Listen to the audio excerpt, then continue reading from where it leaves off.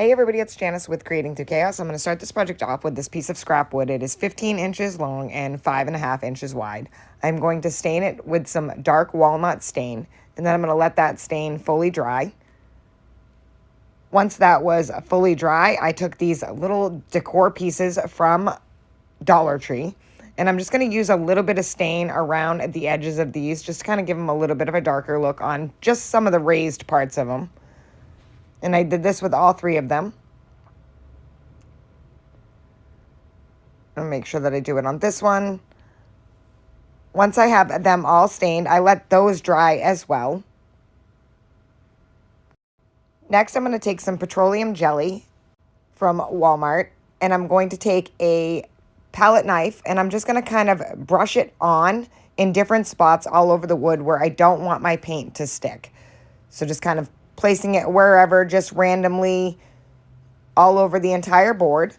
And then I am going to take some white chalk paint, and I'm going to do thick coats of white paint, and I'm going to try and stay going all in one direction.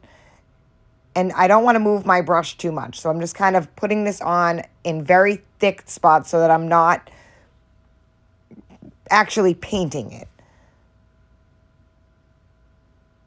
I'm just going to do that all over the entire board. I did the front and the sides, and I left the back just stained.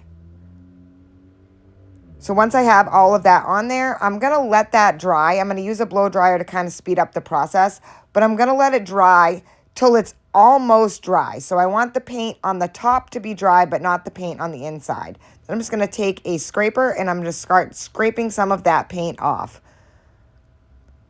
And you can scrape off as much as you want or as little as you want. I wanted to show quite a lot of the wood through the white, so I'm just kind of scraping in different directions, kind of giving it that old paint look, the chippy look. And I'm kind of wiping off my knife every single time. Just making sure that I get all that excess paint off. I'm going to do the sides the same way. Once I had the paint all off, I'm going to let it fully dry. And then I am going to take the little decor pieces from Dollar Tree. I'm going to cut those little hangers off and the beads off. I'm just using a pair of pliers to do that. I did that with all three of them. Kind of pulling out the staples that were holding everything in. And then I saved those beads because I can use them in another project. You can save the little tassels too and use those in another project. Now I'm going to just kind of place these decorative pieces on, kind of figure out which way I want them. I wasn't sure I wanted that middle piece. And then I'm just going to use some hot glue to attach those where I want them. So just add the glue to the back and then set them down. Just kind of keeping them as even as I could. Just getting them all glued on. And that is pretty much it, and this project is finished. I was thinking about adding a handle maybe just to the top or to the side, and you can, display this, laying horizontal or vertical. I kind of like it both ways, and like I said, I was going to add a handle, but I didn't want to mess up, being able to set it kind of how you want, vertical or horizontally. I hope that makes sense. But I think it turned out so super cute, and I absolutely love the rustic look of it.